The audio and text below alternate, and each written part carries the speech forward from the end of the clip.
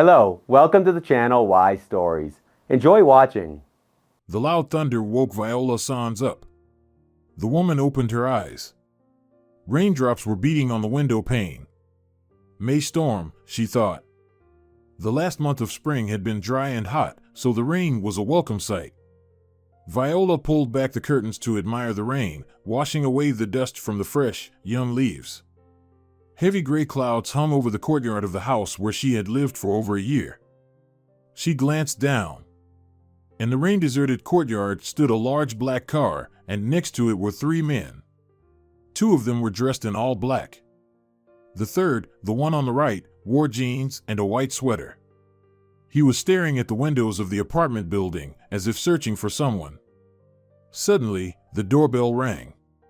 Viola Sans hurried to the hallway, but Katerina preceded her. The mother of many children was already awake, preparing breakfast for the large family. Katerina, someone has come for Viola's grandmother. Come quickly, there's such a car, and those men look serious. They gave me some coins. Wait, who has come? What men? Katerina interrupted the boy. I don't know. They said to ask for Viola. They seemed to be looking for her. Pedro showed the coins to the woman. Viola looked at Pedro in surprise. She hadn't been expecting anyone, and she was certain that nobody was looking for her. Katerina turned to the elderly woman and asked, Do you understand anything? Absolutely nothing, Katerina, Viola replied. But there really is some kind of car out there, and there are strangers with it.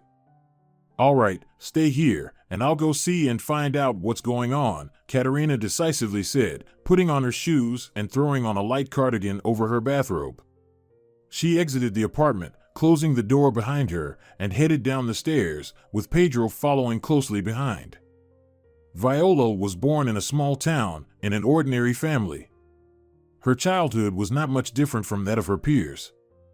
Most of the male population worked at the metallurgical plant, the only large enterprise in the town. Viola's father was also a metallurgist. Sancho Sans married Nadia Iglesias, Viola's mother, right after returning from military service. They had loved each other since their school days, dreaming of a large, happy family.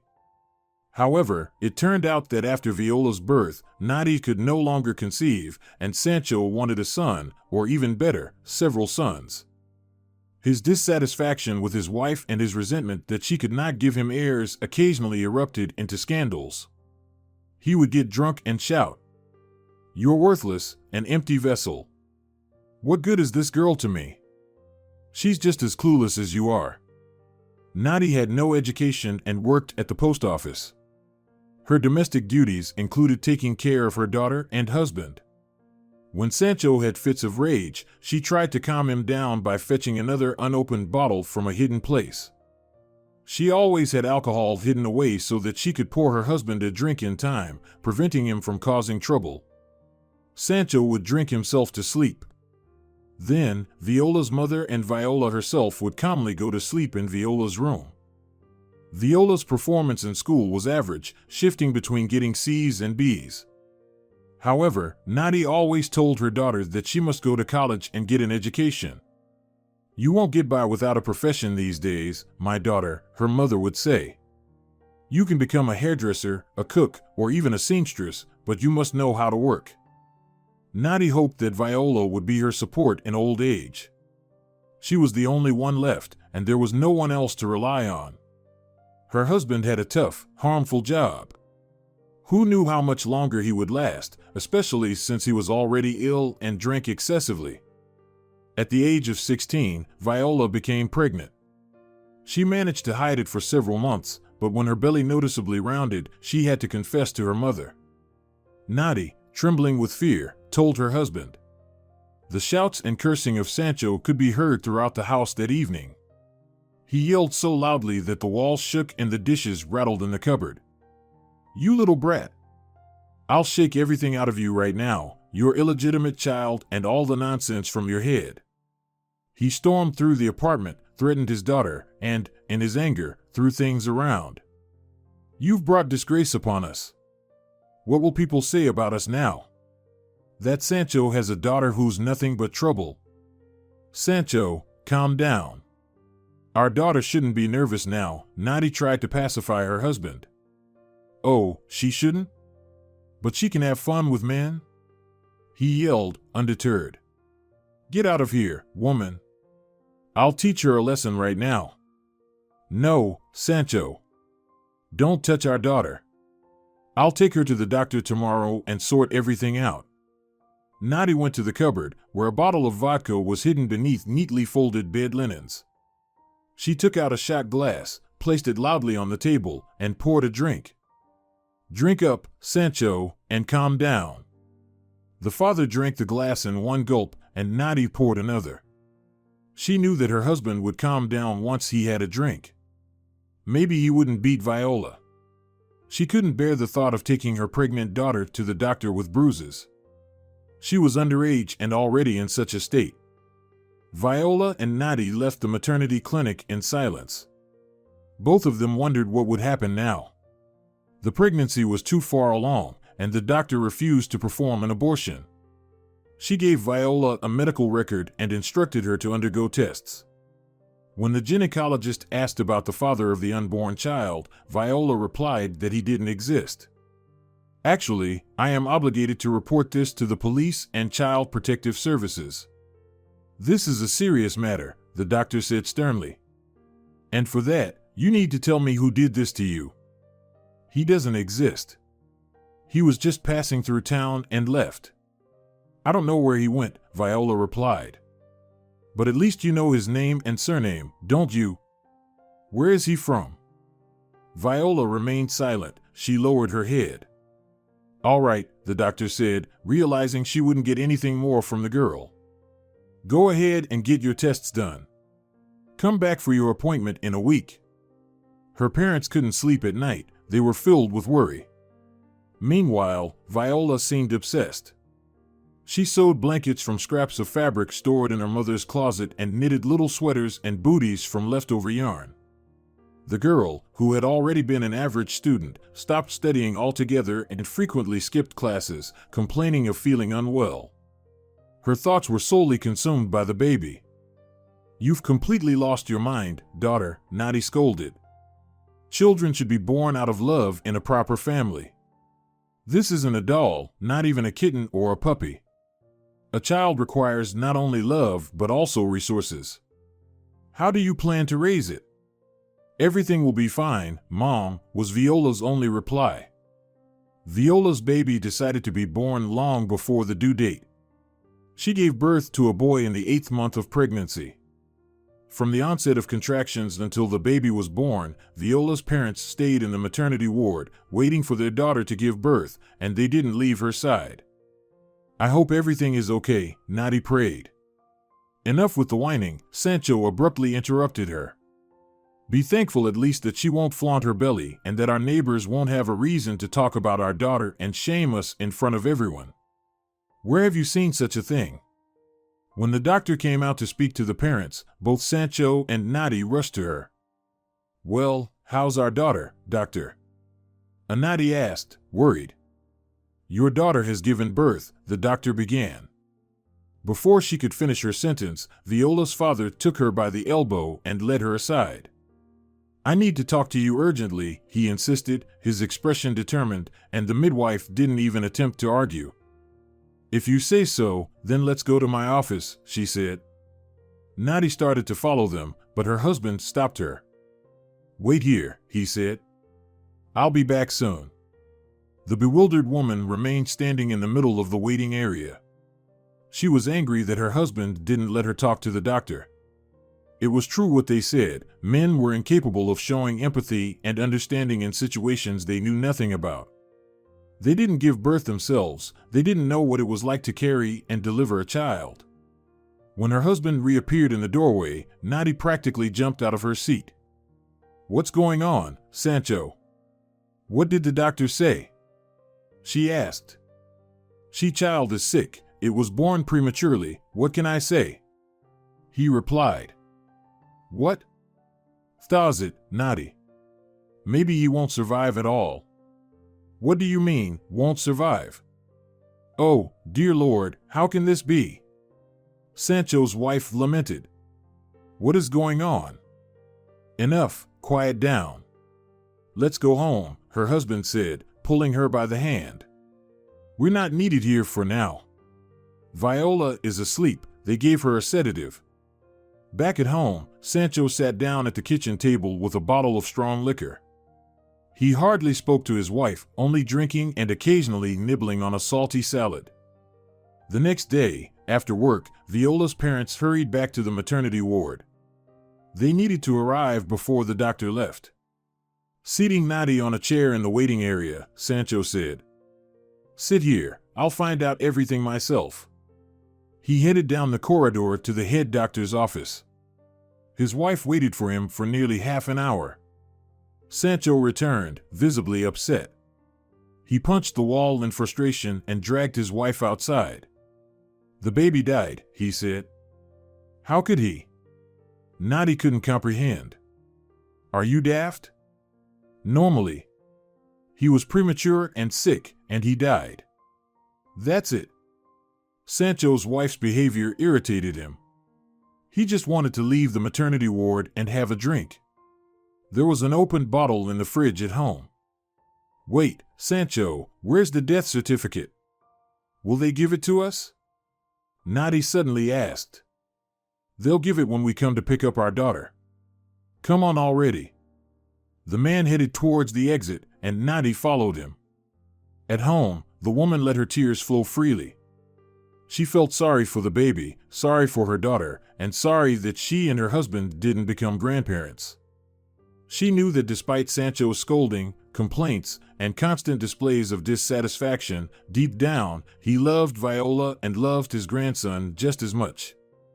"We must bury the baby properly," Nadi thought. She worried about what her daughter must have already been told, that her baby didn't survive. Tears were streaming down her face. "Pour some for me too, Sancho. Let's toast to our departed grandson." The woman placed another shot glass on the table. 2 days later, Viola's parents picked her up from the maternity ward. She was pale, thin, and exhausted. Viola didn't cry. She stood silently beside her parents, waiting for her belongings to be brought out.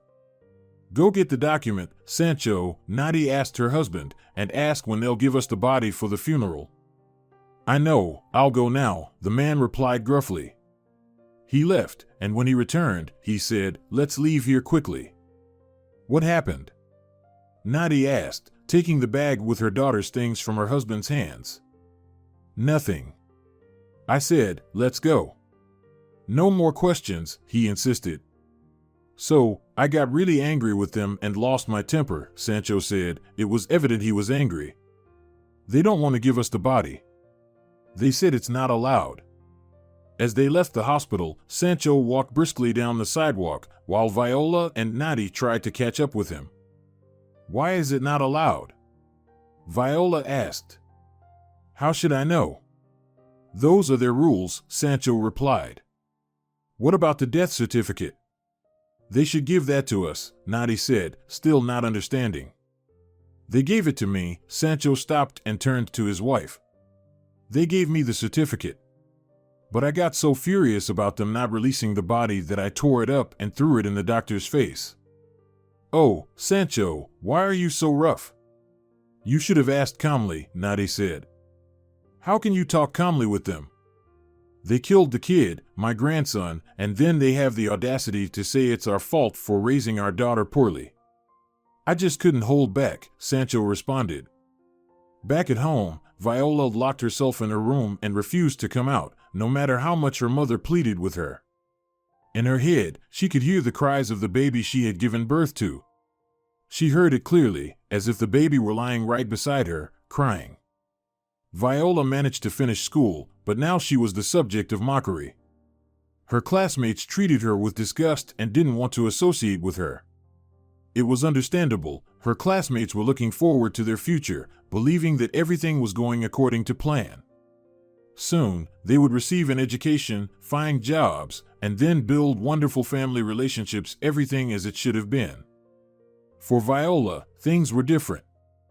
She was already in a relationship with a man who didn't love her at all, and she felt no affection for him either. Nobody knew who had impregnated her, not even her parents. Moreover, Viola had experienced the challenges of carrying a child to term. She never became a mother, and on top of that, she, already not very social, withdrew even further into herself, becoming a gloomy shadow. Every time Viola returned from school, she felt the eyes of the neighbors in the courtyard on her. Not everyone looked at her with disdain. Some women, pushing strollers, would lower their gaze when they saw Viola and quickly avert their eyes. They were afraid to even imagine what the young, would-be mother was feeling. They were afraid to put themselves in her shoes, if only for a moment.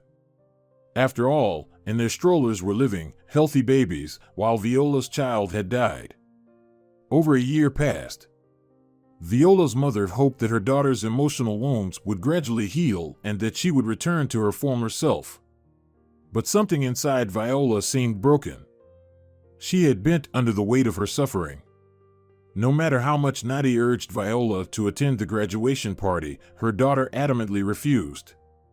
She only went to school to pick up her report card, which was filled with mostly failing grades, and then returned home. A week later, Viola found a job as a cashier in a supermarket. She refused to consider enrolling in college. Her father now drank every evening. When he returned from work, he sat at the kitchen table and demanded a bottle and a glass. Nadi no longer even noticed how automatically, on her way home from work, she would stop by the store to ensure they always had something to drink at home. Otherwise, Sancho would kick her out of the house, regardless of the late hour, until she brought him his drink. "Oh, Sancho, what are you doing to yourself?" Nadi lamented. "You're not young anymore, you're ruining your health." "Quiet, you fool," her husband replied gruffly.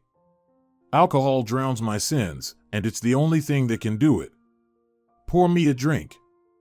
His wife obediently poured a shot of the strong liquor into a glass, knowing that refusing would only lead to a scandal. 2 years passed. This Saturday evening was no different from all the others. Sancho was relaxing in the kitchen with a bottle of strong liqueur, while Nadi prepared something at the stove. Viola would be back from work soon, and they needed to feed her. "Sancho, why don't you do something else?" "Maybe watch some TV," Nadi suggested. "TV?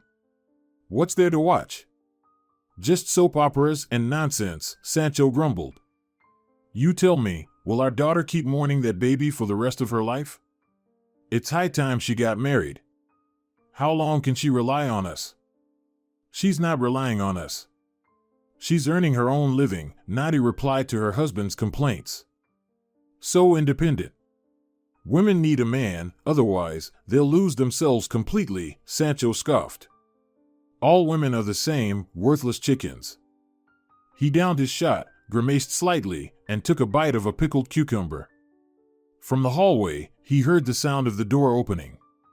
A minute later, Viola entered the kitchen, accompanied by a young man who appeared to be about 5 years older than her. "Mom, Dad, let me introduce you to Valerio. We're planning to live together," Viola announced, taking her parents by surprise. "Hello," Valerio greeted them. Sancho and Nadi looked at Viola and then at Valerio. They hadn't expected this from their daughter. Nadi had assumed that Viola wasn't dating anyone and certainly wasn't planning to get married. "When did this happen?" "Well, hello." Sancho extended his hand to the young man. "Come on in and take a seat at the table. Mom, set the table for dinner and pour our guest a drink. We have to talk." The family started eating. Nadi placed plates on the table and served pasta with patties. She sat down herself. Viola ate in silence, her eyes cast downward. It seemed as though she was indifferent to everything happening at that moment. "So, cheers, we've got to get to know each other," Sancho proposed, raising his glass, and Valerio followed suit, downing his drink in one gulp. "And how long have you two been dating?" Sancho asked. "It's been a week, Dad," Viola replied, poking at her plate with her fork. Quite a time." Sancho scratched the back of his head and poured another drink from the bottle. Have you decided on a wedding? We won't have it, his daughter replied. Why not? He asked. We decided there's no need to spend money and feed a bunch of strangers at a wedding, the new fiancé chimed in. People hardly give meaningful gifts nowadays, except maybe for dishware and bedding. So why gather a crowd of useless people? You have already calculated everything, haven't you? Sancho grew irritated. And you think it's normal to live together without a wedding? Quite normal, Valerio replied, taking another sip. No, naughty, just look at what they're doing. Sancho continued his outrage, thoroughly intoxicated now. I'll get chewed out at the factory for marrying off my daughter and not inviting the men. So, you should invite them. Sancho, you should introduce our future happy life to your colleagues, the young man suggested. Go have a drink with them somewhere and eat something. But what does it have to do with us? Who are they to us? Sancho scrutinized his future son-in-law closely and then slammed his fist on the table so hard that the plates jumped and Valerio's empty glass tipped over, rolling onto the floor. Naughty hurried to grab a broom and dustpan to clean up the mess. Quiet, he bellowed. Here, I decide who's involved and who isn't. Calm down, Sancho, Naughty tried to soothe her husband, realizing that this spark of anger could lead to a serious argument. It wouldn't take much for the future son-in-law and father-in-law to come to blows. Sancho took another drink, calmed down, and continued the conversation. So, where are you planning to live? Dad, Valerio has his own one-bedroom apartment, Viola replied. It seemed she had no emotions at all. She didn't react to her father's disapproval. She was indifferent. Viola calmly got up from the table, poured coffee, and placed it in front of Valerio and Sancho. You'd better have some coffee, otherwise, you'll both get too drunk, she remarked. Well, you have a place to live. Good, Sancho approved. And where do you work? Not at the factory, I hope. No, I'm sorry, the factory isn't my thing, Valerio replied.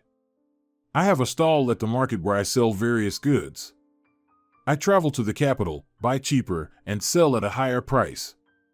A peddler, is that it? Sancho interjected. Why do you call it like that?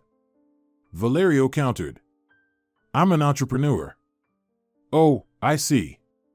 Sancho waved his hand dismissively. He fell silent for a moment and then, in a more conciliatory tone, asked, Do you love each other? Sancho, love isn't the most important thing today, Valerio replied. It's much more important for a husband and wife to trust each other, support each other, and earn money. In the old days, girls used to get married without any love, and everything was fine.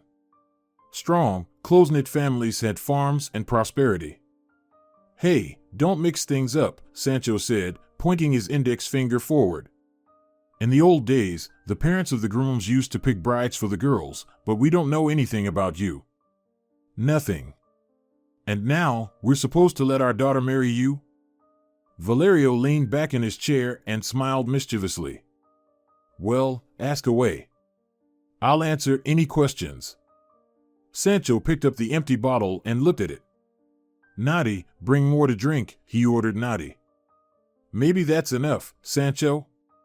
Tomorrow you'll have a headache, and you'll be running for a hangover cure, the woman tried to dissuade her husband. I said, bring it. He glared at his wife, and she hurried to the room to fetch another bottle secretly stored in the closet. It was already dark outside. The clock hands were approaching midnight, and the gathering continued. Viola stood against the wall, watching her father and Valerio discuss her future while occasionally taking sips from their glasses. Naughty was concerned, constantly replenishing the snacks. Finally, her father, now with a thick tongue, said, Do whatever you want, live your life. I can see that this young man is serious and thinks sensibly. You two do as you please, but your mother and I will have a festive dinner at home at least. Sounds good. We don't mind, and we'd be glad to join you for a bit, Valerio agreed. Right, Viola? Viola shrugged. She didn't care. Saying their goodbyes, the future son-in-law and father-in-law hugged each other for a long time in the hallway, holding onto each other for support, barely standing and clutching the walls. That's how they engaged, and Viola became a fiancée. A month later, about 20 people gathered in their apartment. At the table sat the men from Sancho's workplace, including his workshop supervisor, who, thanks to his connections at the Registro Civil, facilitated the speedy marriage. There were some distant relatives of Nadi, and that was it. After sitting with the guests for politeness' sake and sharing a couple of kisses amid shouts of bitter, Viola and Valerio retreated to the groom's apartment. After they closed the door behind them, a slightly inebriated Sancho loudly declared, "Now no one will dare say that my daughter is a loose girl who got pregnant by some unknown guy. She's a married woman now." That's it. The capital greeted a new day. The thoroughfares, streets, and boulevards gradually came to life, filling up with cars and people rushing somewhere. The warm summer rain that had fallen during the night had settled the dust on the road, which had been scorching under the hot summer sun. Descending from her bedroom, Olivia made her way down the stairs. "Good morning, Olivia," greeted the housekeeper, Alina. "Shall I make coffee for you?"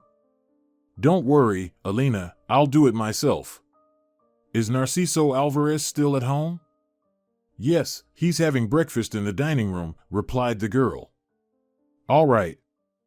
Olivia walked into the dining room, where her husband was finishing his cheesecakes, carefully prepared by Alina. The young woman had been working in the Alvarez house for 5 years now. She completely satisfied the needs of the homeowners.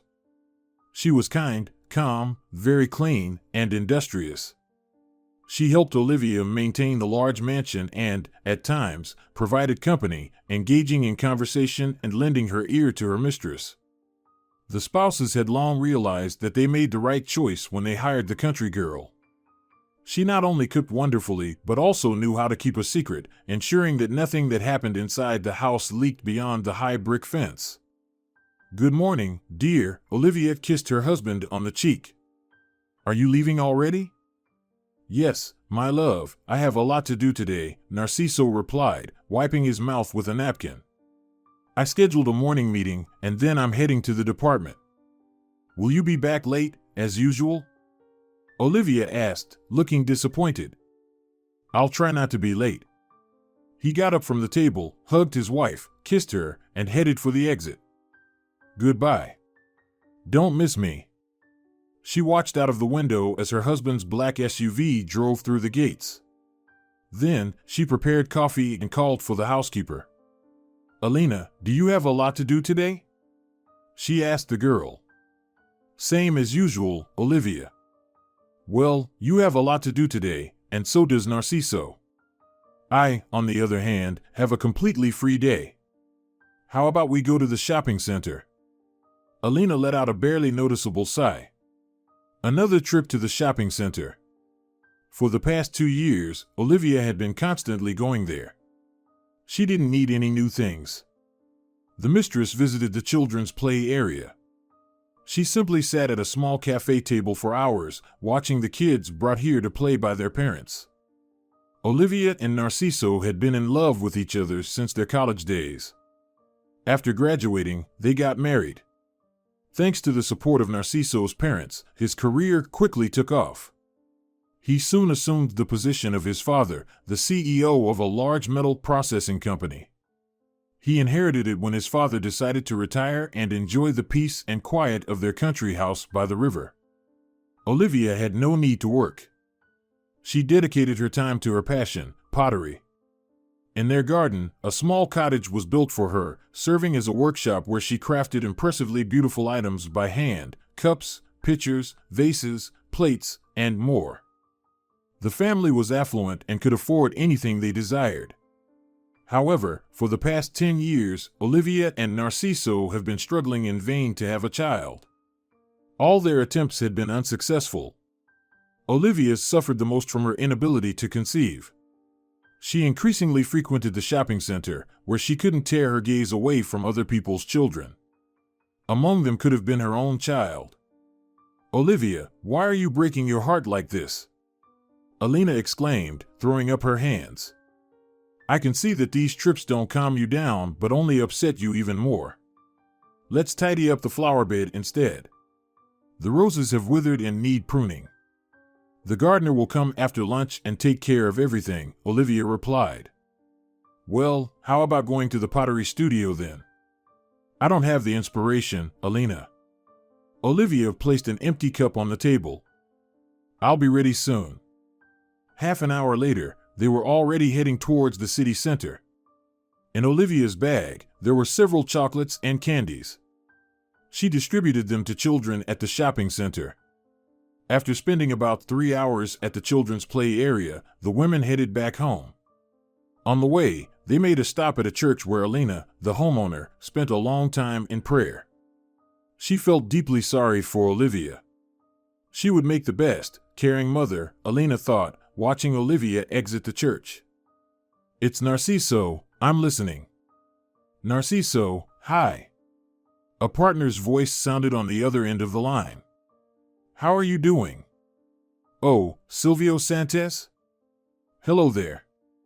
Narciso was pleased with the call from his friend and business partner, but he immediately felt a chill run down his spine. Everything's fine. Why are you calling? Has something happened? Any problems at the factory? No, don't worry, the voice on the other end of the line hurried to reassure him. I have some news for you. I hope it will make you happy. Tell me. Do you remember when you visited our orphanage for a charitable contribution? Of course. Do you remember Marina Fernandez? The director of the orphanage? IFO. How could I forget? She's such a striking woman, Narciso chuckled. Well, yesterday she called me. She said she has a boy there who fits the description of what you wanted, blue-eyed, fair-haired. True, he's not very healthy, but that's only because there's no proper medical care in the orphanage. He's a very clever boy for his age. How old is the boy? Narciso inquired, feeling his heart pounding wildly. He's 2 years old. He was left in the maternity ward right after birth. There's a release for adoption, so there won't be any issues. Currently, a family is considering adopting him. However, Marina Fernandez remembered you. She said that this family won't provide a good life for the boy, and if anyone should take him, it should be you and Olivia, Silvio explained. Silvio, tell the director of the orphanage not to take any action. I'll call you back tomorrow, Narciso responded. All right, I'll be waiting. Narciso hung up the phone and started to contemplate the situation. The family had thought about adopting a child, but Olivia wanted to adopt a baby, and now they were offered a 2-year-old child with an already developed personality. In any case, he had to tell his wife about Silvio's call. Narciso picked up his mobile phone and dialed Olivia's number. Olivia, are you home? He asked. I'm on my way back from the city. I'll be home in half an hour. Why? Olivia replied. We need to talk. I'm on my way home. Did something happen, Narciso? Olivia became anxious. No, my dear. We'll talk when I get home. Narciso ended the call, placed the documents in the safe, and left his office. I won't be at the office for the rest of the day. Cancel all my meetings, he instructed his secretary. When Narciso arrived home, Olivia greeted him. He rarely left work in the middle of the day, and she could sense that something was amiss, something he couldn't discuss over the phone.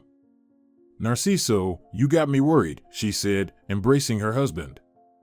Do you have problems at work? Why did you come back all of a sudden? Actually, I have news that we need to discuss urgently, he replied. Silvio called. What is it? Are there any problems? No, everything's fine. He called about something else. Let's go inside, Narciso said, leading his wife by the hand. They settled in the living room, where Alina brought them coffee and placed it on the table. Olivia looked at Narciso attentively, awaiting the news. Tell me, have you completely given up on the idea of adopting a child? He asked quietly, locking eyes with his wife. Narciso, did you come home in the middle of the workday just to ask me that? Olivia responded, her eyes filled with confusion, surprise, and uncertainty. We could talk about it this evening, Olivia suggested. No, we can't. Silvio Santos called. There's a boy in the orphanage. He said he's very clever and cute, Narciso explained. My goodness, Narciso, no matter which orphanage you go to, there's always a clever and cute boy. Olivia exclaimed. Why there? I don't know, Olivia. But when Silvio told me that the director of the orphanage wanted to see us specifically, my heart started pounding very hard for some reason. I got worried, and I really wanted to talk to you. The thing is, there's a family from this town considering adopting him. You know it's a province where the child won't have a good education or prospects. He'll grow up in a working-class family. What can she provide for him? So, you want to be responsible for someone else's child? Is that all you want? Olivia snapped. You've misunderstood me. I want to raise a son. I want to give him the best of everything, including my love and fatherly care. Don't you want the same? But we wanted a baby, Olivia protested. Olivia, 2 years old, is still very young. We can raise him as our own. He will be our family, and he'll never know he was adopted. Olivia stood up and walked to the window. Her gaze fell on the lawn in the garden, where their son could have played. When do we need to go? She asked without turning around. As soon as possible, her husband replied. I'll call the airport and book the tickets. The next morning, they set off to meet the boy who might become their son. In the director's office at the orphanage, Marina Fernandez, Olivia, and Narciso were sitting nervously. Please, don't worry so much, Olivia. They'll bring Pancho in shortly. Would you like some coffee? Marina offered. But the visitors from the capital declined. They were eager to meet the child. Then let me tell you a bit about Pancho, Marina said as she took out the boy's file. Pancho was left in the maternity ward. His mother, a 16-year-old named Viola Sanz, wrote a release for adoption. The child was born premature and needed medical attention for a month. Then he was transferred to the city's children's hospital, as per the procedure. After that, he happened to be with us. I'll never understand how someone can abandon their own child, a child they carried in their womb for so long, Olivia said sadly. There are different circumstances, Olivia, the director explained. Not everyone is ready for motherhood. In such cases, it's better to let strangers raise the child than a reluctant mother. Yes, I agree, Olivia sighed. But won't his mother look for her son later on? She still hasn't shown up, Marina replied. We're in constant contact with the maternity ward. That's where the babies come from. But no one has inquired about Pancho. Pancho. Who gave him that name? Narciso asked. We did, the director replied and then quickly added, but if you don't like it, you can change the documents. You have that right. We'll think about it, the man said. The carer entered the room, holding the boy's hand. He was dragging a toy car on a string behind him. The Alvarez couple watched the child closely. He had light hair and beautiful blue eyes. Pancho looked like a character from a children's book, as if he had stepped right out of its pages. Olivia decided to address the child first. Hello. What's your name? She asked, squatting down next to the child. Pancho, the boy replied. The child wasn't afraid of the strange lady. I'm Olivia, and this is Narciso, she said. The boy turned his gaze towards the man. How old are you, Pancho? Olivia asked.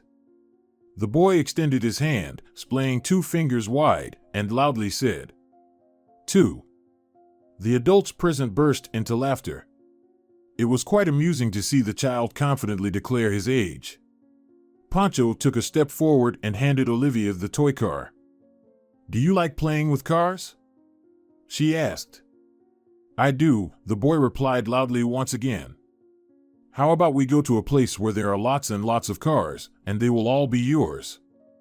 Olivia suggested. Pancho nodded eagerly.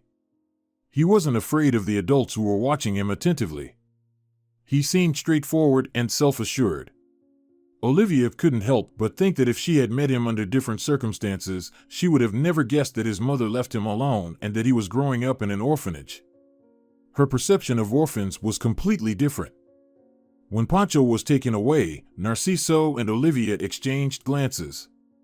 In their 10 years of marriage, they hardly ever argued. Their opinions on various matters were remarkably aligned. They have aligned again now. In Narciso's eyes, it read, "This is our boy." And Olivia's gaze conveyed, "We will love him more than life itself." Back at home, they began preparing to become Pancho's parents.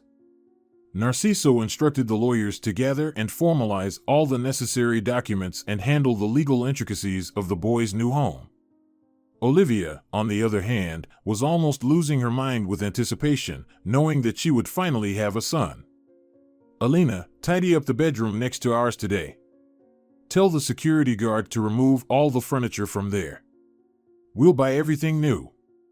Wash and clean everything, including the windows. We'll need to do the renovations very quickly. This will be Pancho's room. All right, Olivia, I'll take care of it. We need to find a good team of renovators, Olivia said thoughtfully. The next day, interior designers were already working in the child's room, while Olivia was in the living room with one of the capital's top interior designers. The young man, stylishly dressed in a blazer with a braid in his hair, was showing possible designs on paper. Olivia had called him yesterday, urgently requesting a design project and interior decoration for the child's room. The young man had worked all night, and now he proudly and a little nervously presented the options to his client. I like this one, Olivia handed the designer a sheet with a soft, pale blue room. Excellent choice. Lots of light, space, and air. Only, Olivia, all the furniture here will be custom made, and that will take some time. How much time do you need? The woman interrupted. I think about a month. I'll give you 2 weeks. Everything must be ready by that time. Understood, the young man's voice didn't sound very confident. Alejandro, if you need extra payment for speed, name any amount.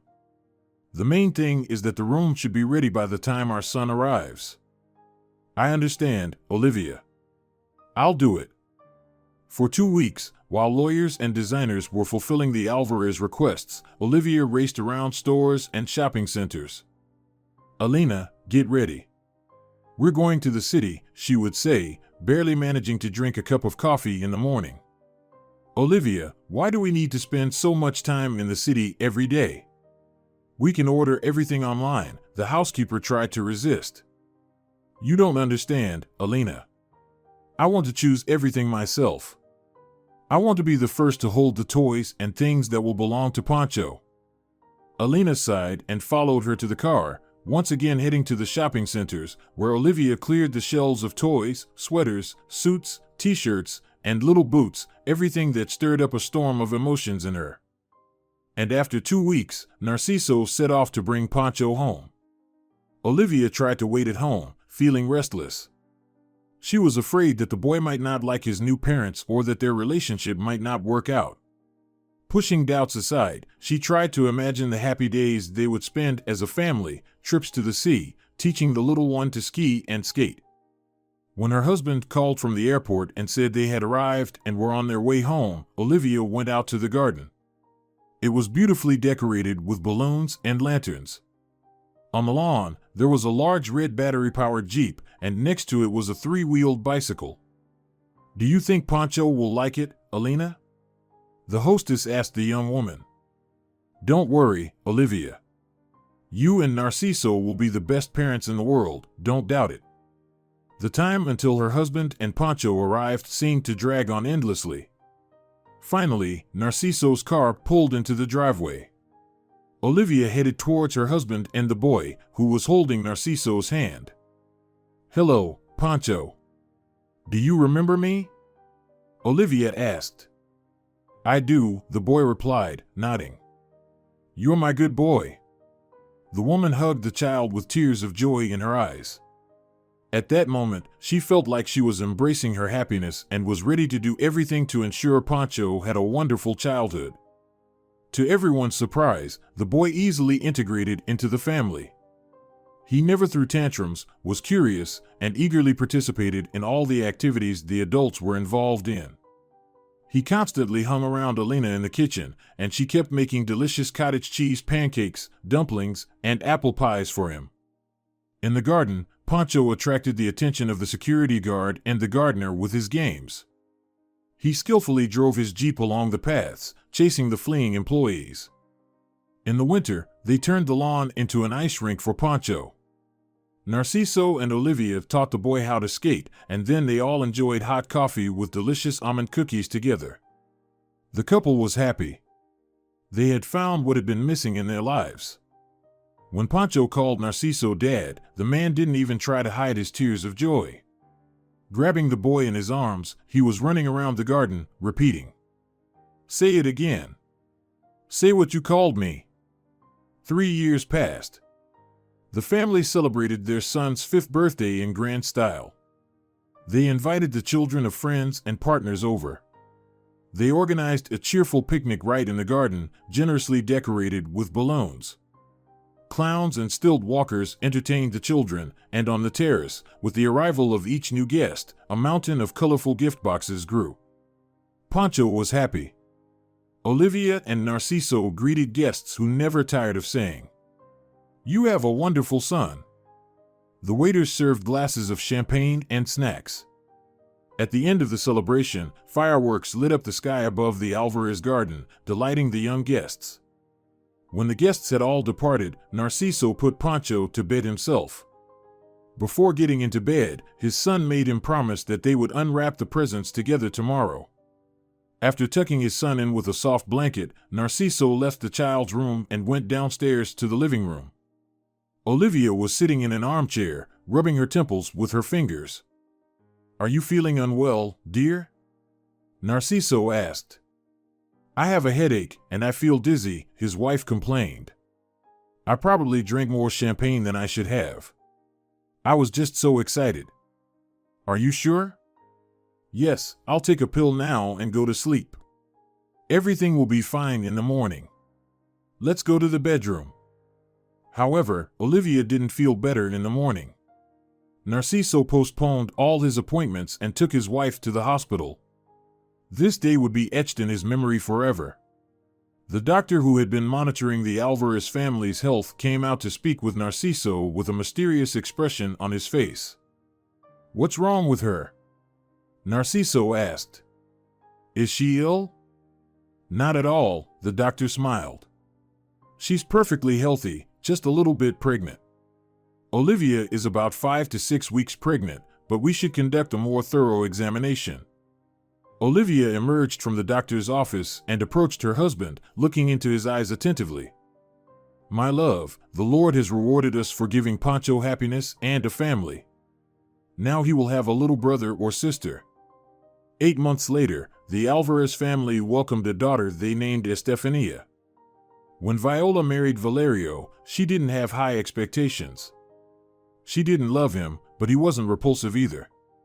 The young man had his own small business, a stall at the clothing market, and a small apartment, and he was reasonably good-looking. Viola had grown tired of seeing her alcoholic father every day, spouting nonsense, arguing, and causing endless trouble for her and her mother. She was also tired of seeing her mother's face filled with pity for her. Viola needed to start a new life and learn to live independently. That's when Valerio appeared in her life.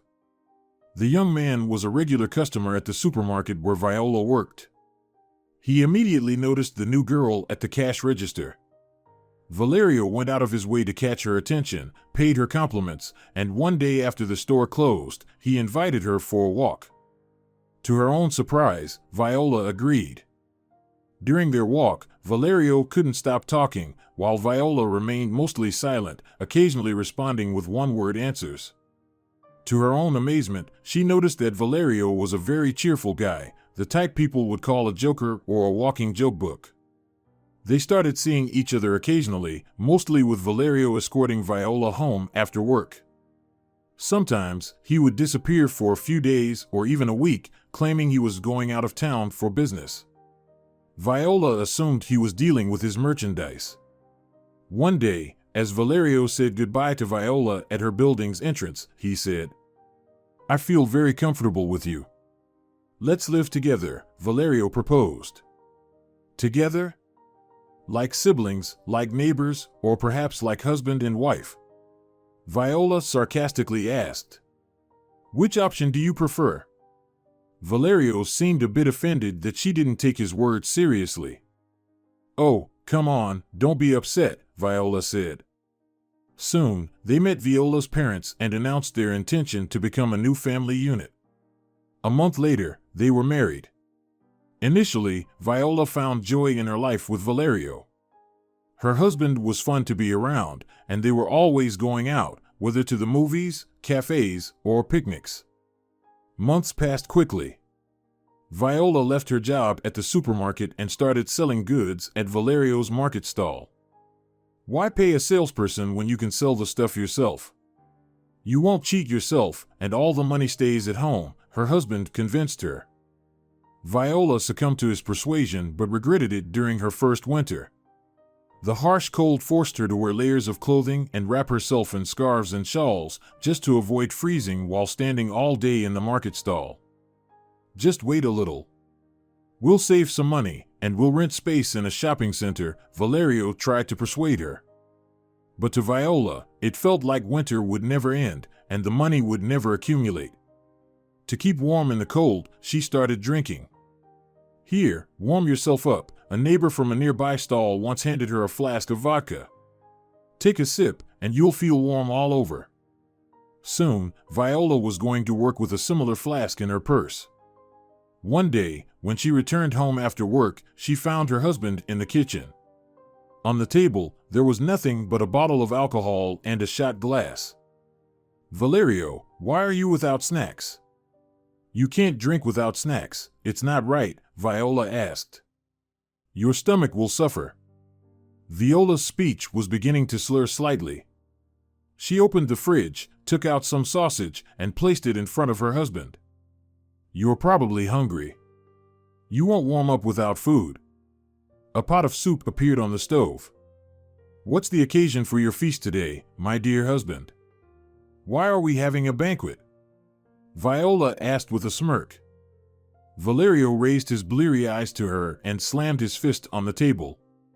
Viola jumped in surprise. "What's wrong?" she asked, startled. "You're a lying, wretched woman," Valerio shouted. Valerio got up from his chair. He seemed to be enraged. "What's wrong, Valerio? What's going on?" Viola stepped back. "You've been deceiving me all along," her husband said, and it was evident that a scandal was imminent. "I thought you were modest, quiet, and decent. But as it turns out, from your school days, you were fooling around with men, and not just fooling around, but even carrying a child from an unknown man. Wretch!" A hot slap across her face instantly sobbed Viola. She clutched her cheek, stinging from the blow, and looked at her husband with fear. Her fear turned into hurt, which eventually brought tears. Viola locked herself in the bathroom and cried for an hour. When she emerged, her husband was sleeping right at the kitchen table, his head resting on his arms. The young woman couldn't understand what she had done wrong or what had happened. Was she to blame for her child's death? However, lately, Viola has been thinking more and more about the child. She felt as though she could hear his voice and laughter. Sometimes, the boy even appeared in her dreams, calling out, "Mom." Viola's married life was turning into a nightmare. Gossips from acquaintances and neighbors influenced Valerio, and he started treating her poorly. Every time someone found out who his wife was, they felt obliged to open his eyes to Viola's true character. They painted her as far from the good, decent woman he thought she was. She had walked around with a belly during school, and yet she had not given birth to a child. The rumors and gossip fueled a burning anger within Valerio and wounded his pride. He began drinking more frequently.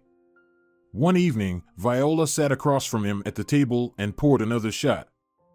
"Pour me a drink, we need to talk, once and for all," she said with a calm yet determined voice. Valerio looked closely at his wife and then poured from the bottle. "Speak, if it's necessary. What happened to me in school shouldn't affect our lives now. That chapter has already turned, and the past remains in the past. If living with me is unpleasant for you, I'll leave. Why didn't you tell me about it yourself? What was there to say? That I gave birth, and the child died at the maternity hospital? Tell me, was it necessary for you to know? Would it have changed anything?" "It would have changed a lot, Viola," Valerio yelled. "A lot. At the very least, I wouldn't have looked like a fool in the eyes of other people. Everyone knew everything in this town except me. Why did you do this to me? I didn't think it would matter to you. I thought you married me, not the rumors you hear now. I won't apologize to you. I haven't done anything wrong. Life taught me a lesson, and I've learned it. What do you say? Should I leave?" Valerio took another drink and poured one for Viola. A single tear ran down his cheek. Just one, but it was a large one. Viola felt sorry for her husband. She got up from the table, walked behind him, and embraced him. That evening, they avoided having a serious quarrel, but the lives of the married couple started to unravel. Valerio began drinking heavily, stopped tending to the market stall, and neglected to restock the inventory, and their income dwindled month by month. After 5 years, he had to close the business entirely. For another year, Viola and Valerio drank bitter liquor almost every day. At times, Valerio brought his alcoholic friends to the apartment, which led to fights, shouting, and the displeasure of their neighbors. Gradually, all their savings were squandered. Furniture and belongings started being sold off by the man in search of his next drink. During rare moments of clarity, Viola would entertain thoughts of putting an end to this lifestyle. She would send the guests away and restore order in the house. Her still somewhat muddled mind urged her, "Stop drinking, get yourself together, change your life." But Valerio always demanded a drink, and the cycle would begin anew. This vicious cycle would have continued indefinitely if not for one incident that turned Viola's life around. She was once again returning from the store, carrying a bottle in her bag. Valerio was waiting at home, but she didn't want to go to his apartment. Viola sat down on a bench in the little park. Yellow leaves were gently falling from the trees. It was one of those beautiful autumn days poets often write about, a golden autumn. Viola was pondering whether she had made a mistake by leaving her job at the supermarket, taking up work at the market, and marrying Valerio. Unexpectedly, a tall man in a gray coat sat down next to her. "Autumn is not a reason to be sad," he remarked, either addressing Viola or simply thinking out loud. Viola turned to look at him. The man had a kind face with eyes that sparkled, surrounded by wrinkles in the corners. "Maybe," she replied, "but there are plenty of other reasons." "Quite a few." The stranger smiled. "More than enough." For some reason, Viola wanted to talk to this man. She wanted someone to sympathize with her. The stranger seemed to understand this. "Enrique Arias," he introduced himself, extending his hand. "Viola," she replied. His warm handshake stirred an emotion in her soul, a strange tremor that Viola couldn't quite understand. "You know, Viola," he began, "when my wife passed away, leaving me alone with our daughters in this world, I also started seeking solace in what's now in your bag." The man noticed Viola's surprised expression. "Yes, don't be surprised. I saw you coming out of the store," he continued. Viola fidgeted on the bench. She felt uncomfortable that someone had exposed her drinking habit so effortlessly. She had always tried to hide her drinking from neighbors and acquaintances, and this man had easily uncovered her weakness. My daughters were 5 and 3 years old back then, Enrique continued. They were truly suffering because their mother wasn't with them. Meanwhile, I pitied myself. It wasn't until I realized that I could lose my daughters and be entirely alone that I looked at the world differently. I understood that alcohol wasn't the solution. You should live for those who love you and who believe in you. So, it seems there's no one for me to live for, Viola replied. No one loves me, and no one has hope. She sighed, lowering her head. If only her little one were alive, she would definitely have a reason to live. But now, what was the point of living for a husband who had lost all self-control and cared only about drinking? You are mistaken. You simply don't see anything around you in the state you're in, Enrique countered calmly. What is there to see? A husband who's constantly drunk. I know him inside out, Viola replied.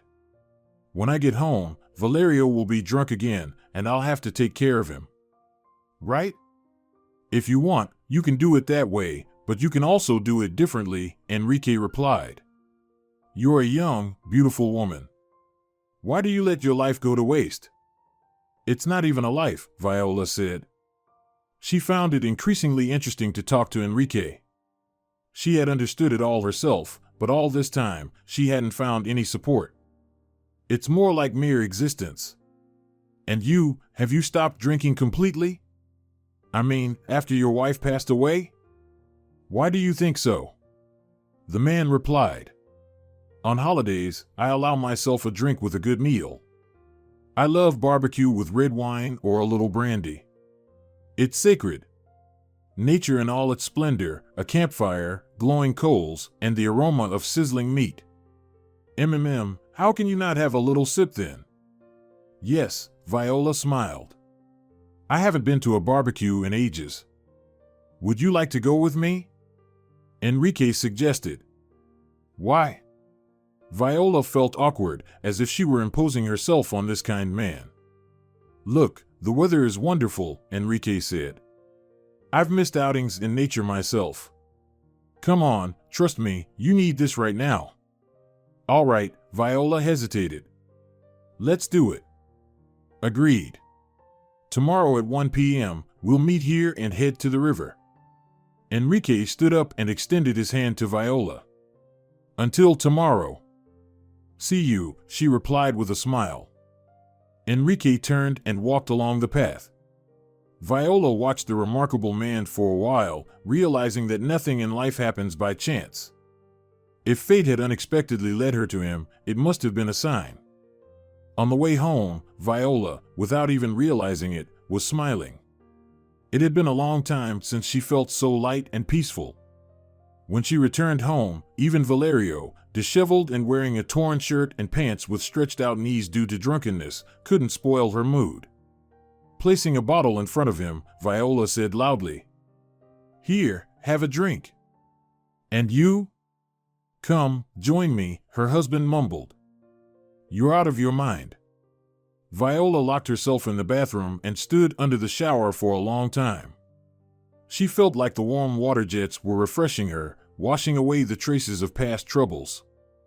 The next day, dressed in jeans and a jacket, she headed to the park, where Enrique was already waiting for her. Next to him were 2 teenage girls. Meet Viola, Claudia, and Alba, my daughters, the man introduced his daughters. Nice to meet you, she replied. They headed to the river and found a cozy spot. Enrique set up the barbecue and took out a plastic bucket of marinated meat, bread, and vegetables from his backpack. All right, girls, I'll cook the meat, and you handle everything else. Sounds good? He asked, addressing Viola and his daughters. Of course, Dad, the older one, Alba, replied. Viola noticed that Enrique's daughters were very capable. They skillfully sliced cucumbers and tomatoes, arranging them on disposable plastic plates. Do you work with Dad? Claudia asked. No, Viola replied. We've met recently. That's interesting, Alba looked at her father's new acquaintance with curiosity. We thought you were a professor too. Is your dad a professor, then?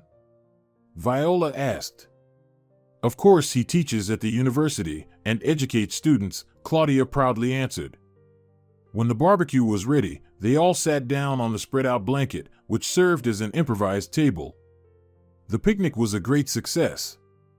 The girls were polite, even though they didn't show much interest in Viola, which actually made her feel more at ease. Enrique poured Viola some coffee from his thermos. It's with rose hips, he said. I prepare it myself. It's a very nutritious vitamin drink. Thank you, Viola said. You know, I feel so comfortable in your company. It's like I've known you for 100 years. I'm very glad, Enrique replied with a smile. Viola returned home when it was almost completely dark. Where have you been? Did you bring something to drink? Valerio asked, dissatisfied. Go get it yourself if you want. I'm going to bed, Viola replied. She closed the door to her room. For a while, she could still hear her husband grumbling, but then the front door slammed shut. The next day, Viola went to the supermarket where she used to work as a cashier. She was rehired. And after a month, as she was heading home, she saw Enrique near the store. Hello, Viola, he said. Hi, Enrique, the woman smiled. How did you end up here? Actually, I've been waiting for you, he said. Me? Why? Viola wondered. I want to talk to you. They walked along the path in silence. Suddenly, stopping abruptly, Enrique began to speak. He talked about getting older and about never expecting to meet a woman in his life. He mentioned his daughters, who needed a woman's care, and then fell silent. After some thought, he said, Viola, I've been offered a good position in another city. They are providing a spacious apartment. Come with us. What do you mean? Viola didn't quite understand. Just come with me. I'm not asking for anything from you. Just be there. Be my friend and my companion for the rest of my life. He looked into her eyes, hopefully. Viola tried to say something in response, but Enrique covered her mouth with his hand. Don't say anything. You have a week. He handed her a business card. Here's my phone number. If you decide to accept my offer, I'll be very happy. And now, let me take you home. It's late and completely dark. They walked to the entrance in silence. Viola didn't need words. She already understood that she wanted to be with this mature, intelligent, and very wise man. A week later, Viola left with Enrique and his daughters for the regional capital, carrying only one bag of belongings, leaving Valerio in the apartment, soaked in alcohol that never seemed to dry up. In the Alvarez mansion, a festive mood prevailed. Since the arrival of Pancho and Olivia and Narciso's family, 20 years have passed. Over all those years, the couple never once regretted adopting the little boy. They had decided not to reveal the secret of his birth to their son. They loved him with all their hearts, and the boy reciprocated their love. For him, there were no people dearer than his mom and dad, except perhaps his younger sister, Estefania, with whom they were inseparable. When Estefania was just a baby, Pancho could spend hours playing with her. Because of the 5-year age difference, Pancho felt smarter and more authoritative, so he always took Estefania for walks in the garden, read her books, and then taught her how to build a snowman. Estefania always followed her brother. The girl eagerly rushed to the door when Pancho was brought home from school, grabbed his heavy backpack full of textbooks, and dragged it across the floor into the living room. Olivia and Narciso were happy watching their children. I can't even imagine what our lives would be like without Pancho and Estefania, Olivia used to say. In their childhood, both the son and daughter mischieved a lot, which often drove the housekeeper, Elena, to despair. She knew all their secrets and mischievous tricks, but she had a pact with the children. If their pranks went too far, she would immediately report everything to their parents.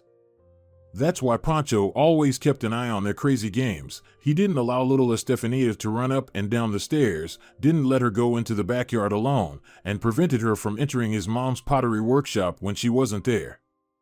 Estefania was finishing her studies at the high school, while Pancho was studying abroad. Today was the day he was supposed to return home for the holidays. On this occasion, Alina was preparing a sumptuous lunch and Pancho's favorite pie. Brother and sister communicated almost every day through video calls, even when they were far apart. Estefania couldn't contain her excitement and spent most of the day hovering around Alina in the kitchen. "When will he arrive?" she asked impatiently. "Just be patient. Narciso has already sent the driver to the airport to pick up Pancho. They'll be here soon." "You better get the festive tableware and set the table," Alina suggested, noticing Estefania's restlessness.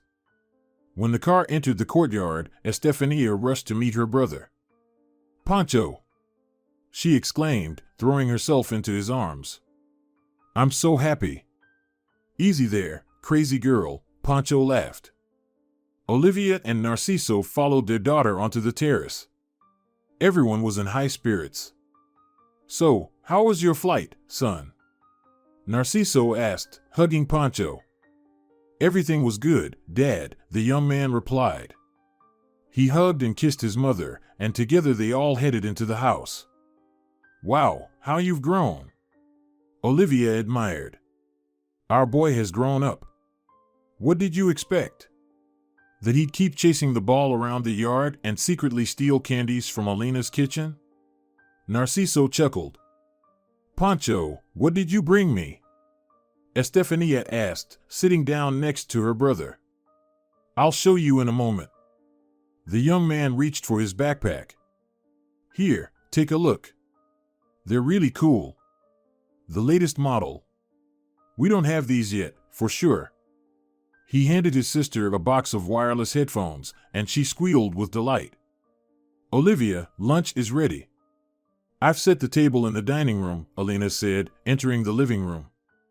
"Everyone, please join me at the table," the woman invited the family. The family spent the whole day at home, enjoying each other's company. The parents couldn't have been happier. Their home was filled with voices, laughter, fun, and joy. Watching their grown-up children goofing around, Olivia was happy. The only thing that cast a shadow over her happiness was her husband's health. Olivia woke up in the middle of the night to her husband's groans. The pain had intensified, and Narciso couldn't bear it anymore. "Calm down, my dear. I'll give you a pill now," Olivia said, getting out of bed. "No need, I already took one." "It's not helping," her husband replied, struggling to breathe. "What should we do?" Olivia found her mobile phone on the nightstand and dialed the emergency number. "I'm calling an ambulance." When the ambulance with doctors arrived in the mansion's courtyard, the whole family was already on their feet. Pancho and Estefania had no idea about their father's illness. The parents had skillfully hidden it from the children to avoid upsetting them. Narciso was taken to the hospital, and his wife went with him. No one in the house slept until the morning. Alina, in her robe and flowery shawl, brewed coffee for the young adults. "Alina, did you know?"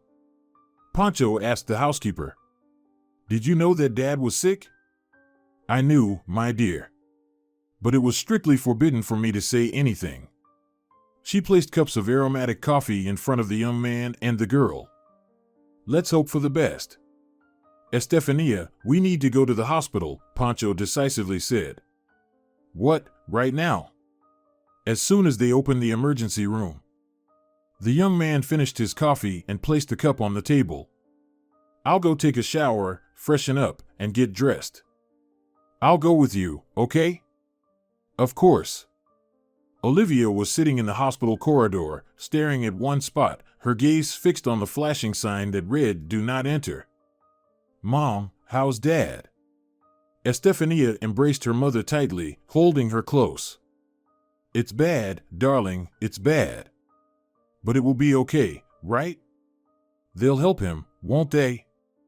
"I don't know, my dear. We'll have to believe and hope." "Mom, where's the doctor?" "I want to talk to him," Pancho said calmly. The woman sadly gestured towards the end of the corridor. The young man walked decisively to the doctor's office. Knocking on the door, he entered and saw the doctor sitting behind the desk. "Hello, I'm Pancho Alvarez, the son of your patient, Narciso Alvarez." "Have a seat, young man," the doctor offered. "We've just received the results of the examination. Your father is in critical condition. His illness progressed too far. What can we do?" Pancho asked anxiously. "There's one option. We need a donor. But finding one in such a short time won't be easy." "Who can be a donor?" "Theoretically, close relatives and people whose indicators match the patient's." "Then let me be the donor." Pancho jumped up from his chair. "I'm his son, I should be a match." "Your eagerness is commendable, young man, but you need to undergo tests first." "I'm perfectly healthy," the young man hurriedly reassured the doctor. "I understand, but testing is necessary. If you're willing, I'll give you the necessary instructions. You'll have to stay in the hospital." "Of course, I'm ready," Pancho said and walked out into the corridor. He approached his mother and sister. "Mom, Dad needs a donor. Blood relatives are the most likely match. Searching for another donor could take a lot of time. I told them I'd be ready for the surgery." Olivia looked at her son with a gaze clouded by sorrow. There was no hope in her eyes. "No, my son, it's all in vain," she said softly. "It won't work out." "But why?" "I want to help Dad. I'm young, healthy, and I'll recover quickly. But for Dad, it's a matter of life and death right now." "Stop and listen to me," his mother said firmly, wiping away her tears with a handkerchief. "You can't be a donor for your father. You're not related to him by blood." Pancho stood there stunned, as if a bucket of cold water had been poured over him. He couldn't have imagined in his wildest dreams that his mother would ever say such words. She added, "You're not our biological child. We adopted you." "What are you saying, Mom?" Estefania asked, frightened. "Are you out of your mind? Maybe we should call a doctor." "It's true, kids. I'll tell you everything at home. It seems the time has come." She was sitting silently on a chair, swaying back and forth, lost in her thoughts. Meanwhile, Pancho was slowly walking down the corridor. He wanted to get some fresh air. His head was spinning from the words that had divided his life into before and after. They say a person can't suffer forever. If God sends trials, suffering, and pain, He will later reward them with happiness, emotional well-being, and material prosperity. That's what happened to Viola. She had to endure a lot of suffering, an endlessly drinking father, a stillborn child she couldn't even bury, and a husband who almost turned her into an alcoholic. But by the will of fate, she met Enrique. An adult, wise, educated, and intelligent man became the closest and dearest person to her in the world. After moving to the big city with Enrique and his daughters, Viola felt like she had escaped from the suffocating swamp of endless misfortunes and disappointments. The family acquired a spacious 3-bedroom apartment. Enrique didn't want her to work, his salary more than covered all their needs. The girls liked Viola. They willingly helped her with lunches and dinners, went shopping together, and Viola took care of their appearance. She was the one to whom Alba and Claudia confided all their secrets. With her, the girls shared their ups and downs at school and their relationships with boys. It was Viola, whom Enrique's youngest daughter confided in, when she fell in love and decided to get married. And when they had the wedding, she thanked her stepmother in front of everyone. "Thank you, Viola, for being with us all these years." Viola and Enrique had lived together for over 20 years. They were the best years of this woman's challenging life. Enrique should have retired long ago, but he couldn't imagine life without his students and continued to teach. "Why should I stay home and not work?" he would tell Viola. "I'll go crazy, I'll turn into an old man, like those who sit with grandmothers on benches in the courtyard." "Why not, Enrique?" Viola would object. She knew that his heart was causing more and more problems, and his blood pressure was constantly fluctuating, requiring daily medication. "We can find some hobbies." We can travel more around the country. There are so many beautiful places. Oh, come on, Viola, Enrique would say, students are my everything. I feel alive and needed when they're around. Enrique died right at work. He had a heart attack during a lecture. Both daughters arrived on the same day to prepare for the funeral. After the memorial service, Alba and Claudia locked themselves in the kitchen. What are we going to do with the apartment? Alba asked her sister. We'll sell it. And until we've inherited it, we can rent it out, Claudia replied. A 3-bedroom apartment in the city center is worth a decent amount. But Viola lives here, Alba said. Viola is nobody here, Claudia interrupted. Our father warmed her up once upon a time. But now he's gone.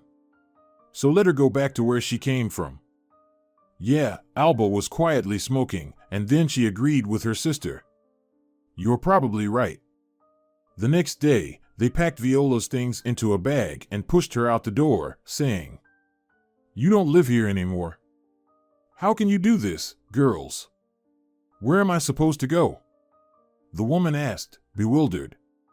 That's not our concern, Claudia replied, slamming the door in the woman's face, the woman who had once been a mother figure to her and her sister. Viola walked the streets of the big city. In her hand was a large bag with her belongings, and in her coat pocket she had a few banknotes.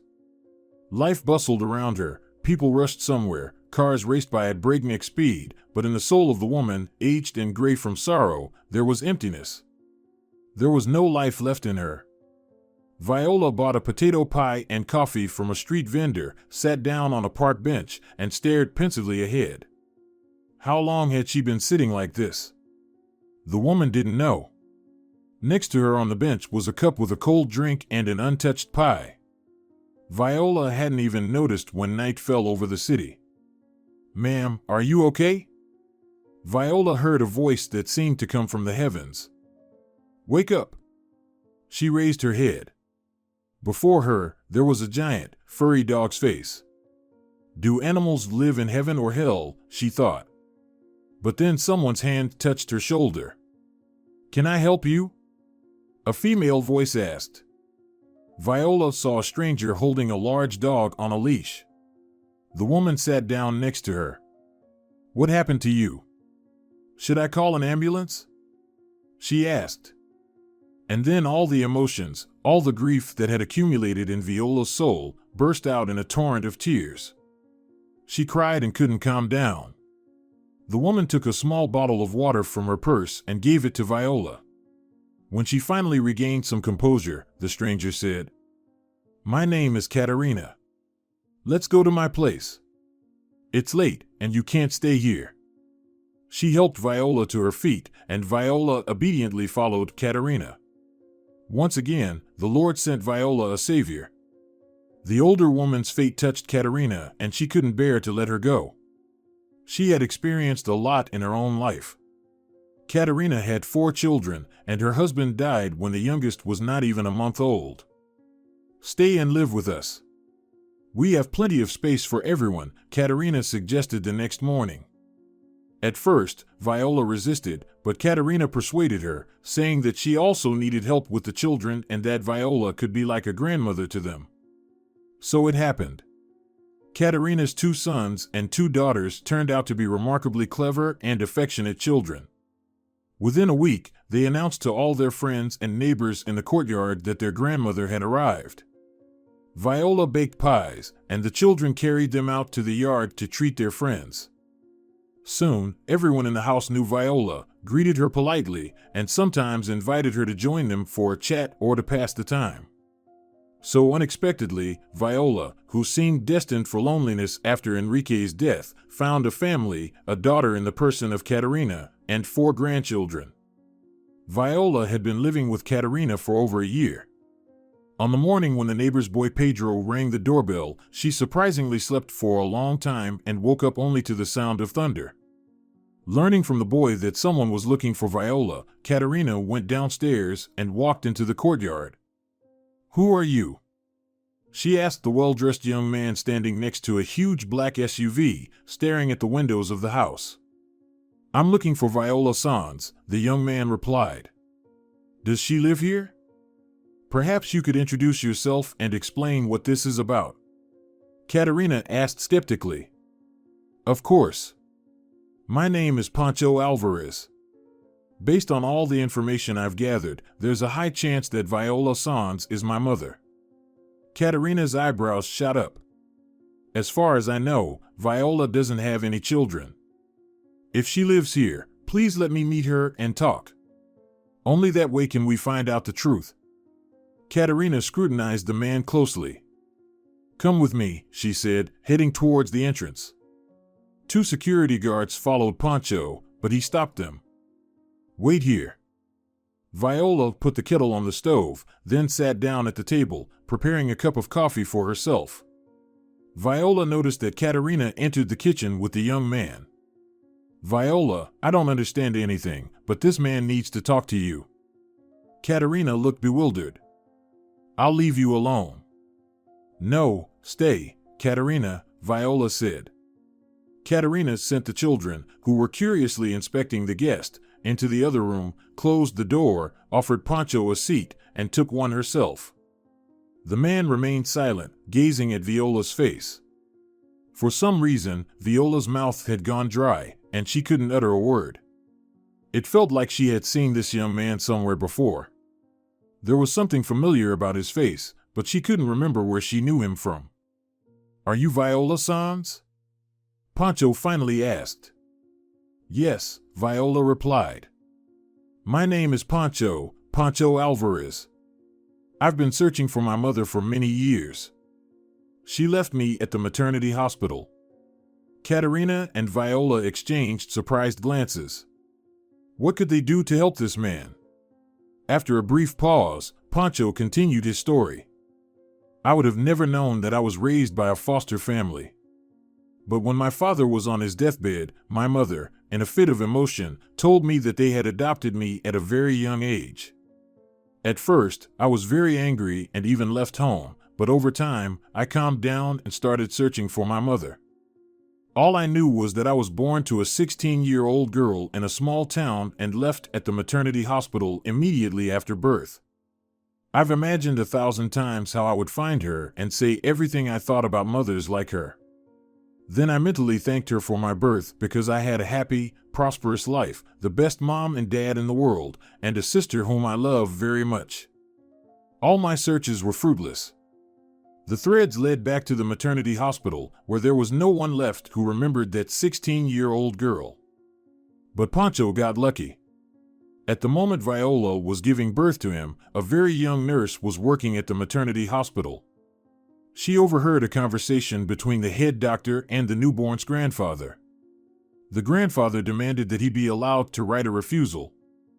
I am the father, and my daughter is a minor, so I have the right to decide for her, the man loudly stated.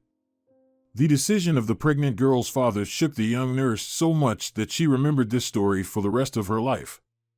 Pancho hired detectives, and they managed to track down this nurse. She was now an adult woman, no longer working at the maternity hospital, but the incident that had so deeply affected her that she could never in her life forget it.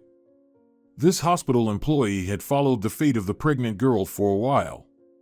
She knew that she had been told that the child had died. She also knew that the boy had been sent to the hospital and later to a baby's home. So, these were the clues that helped us finally find you, Pancho concluded. It was then that I realized that my biological mother had no knowledge of my existence. She didn't know that I was alive and well, not dead in that maternity hospital. Pancho fell silent. He looked at Viola. The women were listening silently to the man's story, tears rolling down their cheeks. Viola couldn't believe that her father could have treated her so cruelly. He had long been deceased, and there was no one to ask. Viola's eyes, filled with tears of sorrow and joy at the realization that her son was alive, reflected so much pain and happiness. She wanted to get up and hug her son, but her whole body felt numb. Tears were flowing from Pancho's eyes as well. He had a lump in his throat. Finally, the man swallowed heavily and said confidently, "I found you, Mom. Now we will never be apart." If you're enjoying it as well, leave a like and subscribe to the channel.